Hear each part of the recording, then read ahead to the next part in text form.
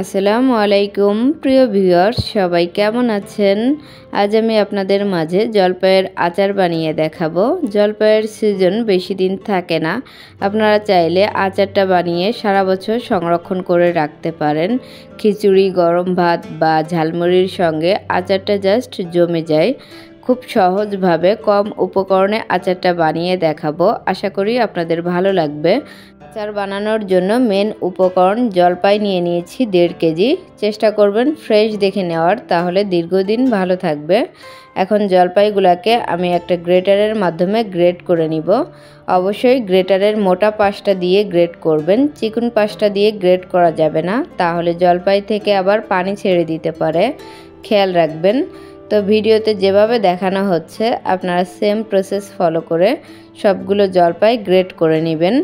অনেকেই জলপাইয়ের ডাল খেতে খুব পছন্দ করেন, তারা চাইলে জলপাইটা ডিপ ফ্রিজে সংরক্ষণ করে রাখতে পারেন, 5-6 মাস ভালো থাকবে। ডালটা রান্না করার পূর্ব মুহূর্তে জলপাইটা ডিপ ফ্রিজ থেকে বের করে সঙ্গে সঙ্গে কেটে নিয়ে ডাউলে দিয়ে দিবেন, তাহলে দেখবেন ফ্রেশ জলপাইয়ের মতো টেস্ট পাবেন। অন্যথায় আপনারা যদি বেশিক্ষণ ডিপ ফ্রিজ থেকে বাইরে বের করে রাখেন, তাহলে আবার জলপাইটা নরম হয়ে যাবে, সেটাতে ফ্রেশ জলপাইয়ের টেস্টটা পাবেন না। সবগুলো জলপাই গ্রেট করে নিয়েছি। বড় সাইড দিয়ে গ্রেট করার ফলে দেখুন জলপাই থেকে একটুও পানি ছেড়ে দেয়নি, কত সুন্দর হয়েছে। এখন আমি লবণ হলুদ মেখে নিব। আমি যেহেতু চা চামচ ইউজ করি, এজন্য আমি এখানে 7 চা চামচ লবণ অ্যাড করে দিব। অবশ্যই লবণ হলুদ দিবেন, না হলে কালো হয়ে যেতে পারে শুকানোর পর। আপনারা যদি টেবিল চামচ ইউজ করেন, সেক্ষেত্রে 1.5 টেবিল চামচ লবণ দিয়ে দিতে পারেন। সেই সাথে অ্যাড করব উঁচু উঁচু 1/2 টেবিল চামচ হলুদের গুঁড়া। এখন লবণ হলুদের সঙ্গে জলপাইটাকে খুব ভালো করে ম্যারিনেট করে নিতে হবে। জলপাইয়ের সব জায়গায় লবণ হলুদ মেখেছে কিনা খেয়াল রাখবেন। আমি এখানে একটা হাতার সাহায্যে জলপাইগুলোকে ম্যারিনেট করে নিচ্ছি। আপনারা চাইলে হাতের সাহায্যেও ম্যারিনেট করে নিতে পারেন। সেক্ষেত্রে খেয়াল রাখবেন অতিরিক্ত চেপে চেপে ম্যারিনেট করা যাবে না, তাহলে আবার জলপাই থেকে পানি ছেড়ে দিতে পারে। তো জলপাইগুলো ম্যারিনেট করা হয়ে গেছে, কাছ থেকে দেখিয়ে দিচ্ছি কতটা সুন্দর হয়েছে। এখন আমি শুকাতে দিব। শুকাতে দেওয়ার জন্য আমি একটা ট্রে নিয়ে নিয়েছি। ট্রেতে সবগুলো জলপাই আমি বিছিয়ে দিব। চেষ্টা করবেন পাতলা করে বিছিয়ে দেওয়ার, তাহলে দ্রুত শুকিয়ে যাবে। জলপাইয়ের সঙ্গে কিছু পেঁয়াজ ও রসুন কুচি করে নিয়েছি, একসঙ্গে ম্যারিনেট করে শুকাতে দিব, তাহলে আচারের টেস্টটা বহুগুণে বেড়ে যাবে। তো দেখুন আমি জলপাইগুলোকে বিছিয়ে দিয়েছি, এখন একটা সাইডে রেখে দিব। চলে এলাম পেঁয়াজ ও রসুনটাকে রেডি করতে। এখানে আধা কেজি পেঁয়াজ ও 1 পোয়া রসুন কুচি করে নিয়েছি। এখন লবণ হলুদ মেখে নিব। আমি এখানে 3 চা চামচ লবণ দিয়ে দিয়েছি, সেই সাথে অ্যাড করব 1/2 টেবিল চামচ হলুদের গুঁড়া।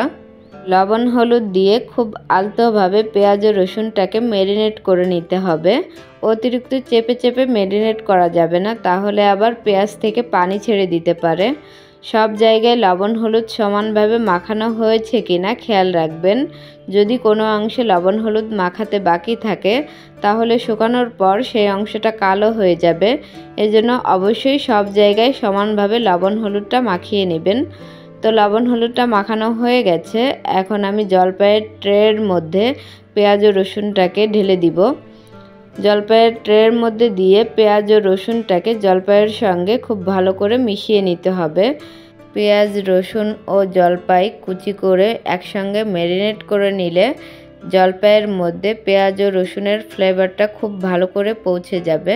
সেক্ষেত্রে আচারের টেস্টটা খুবই ভালো আসে। আপনারা একবার হলেও এভাবে আচারটা বানিয়ে দেখবেন, এতটা টেস্টি হবে, সবাই খুব পছন্দ করবে।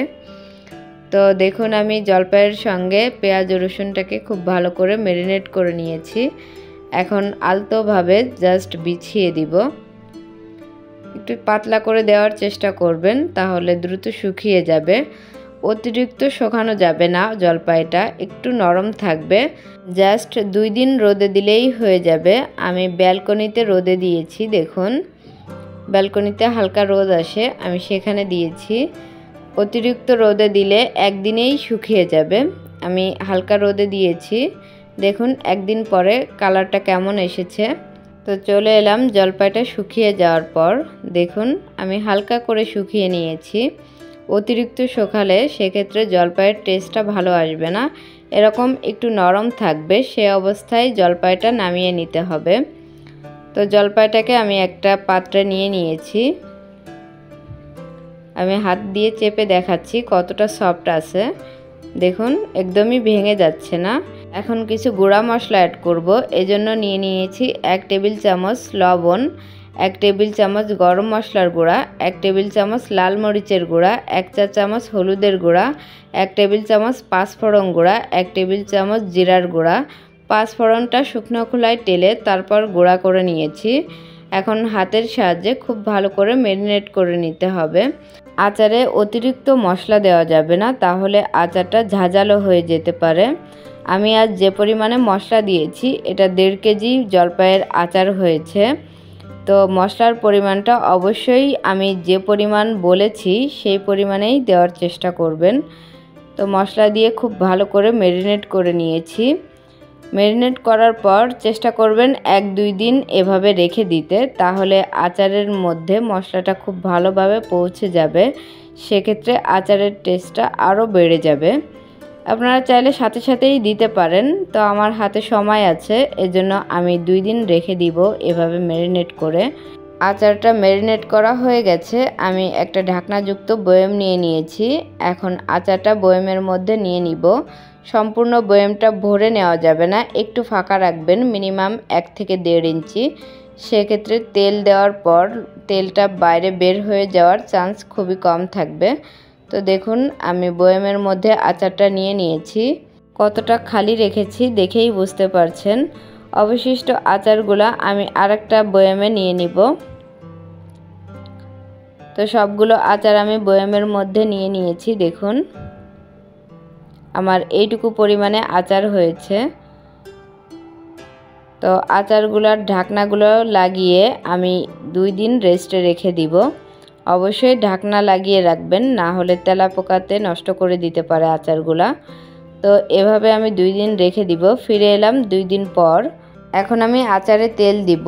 একটা বয়ামে তেল দিব আর একটা বয়াম আমি আলাদা করে রাখছি। তো আপনারা চাইলে সাথে সাথেই তেলটা দিতে পারেন, সেক্ষেত্রে টেস্টে কিছুটা কম্প্রোমাইজ করতে হবে। আমি খাঁটি সরিষার তেল নিয়ে নিয়েছি, ঘানি ভাঙানো। তো আমি এখানে সরাসরি সরিষার তেলটাই ইউজ করছি। আপনারা চাইলে তেলটা গরম করে তারপর ঠান্ডা করেও আচারে অ্যাড করতে পারেন। আমার কাছে খাঁটি সরিষার তেলের ফ্লেভারটাই ভালো লাগে, এজন্য আমি সরাসরি সরিষার তেলটাই দিয়েছি। দেখুন আচারটা রেডি হয়ে গেছে। খিচুড়ি বা ঝালমুড়ির সঙ্গে আচারটা খেয়ে দেখতে পারেন, খুবই মজা হয়। রেসিপিটা কেমন লেগেছে কমেন্টে জানাবেন। ভালো লাগলে আমাদের চ্যানেলটাকে সাবস্ক্রাইব করে রাখবেন, তাহলে আমি যখনই নতুন নতুন ভিডিও ছাড়ব আপনাদের কাছে নোটিফিকেশন পৌঁছে যাবে। ভিডিও দেখার জন্য অসংখ্য ধন্যবাদ। আপনারা সবাই ভালো থাকবেন, আমাদের জন্য একটুখানি দোয়া করবেন। চ্যানেলটাকে সাবস্ক্রাইব করার অনুরোধ জানিয়ে আজ আমি এখানেই বিদায় নিচ্ছি। আল্লাহ হাফেজ।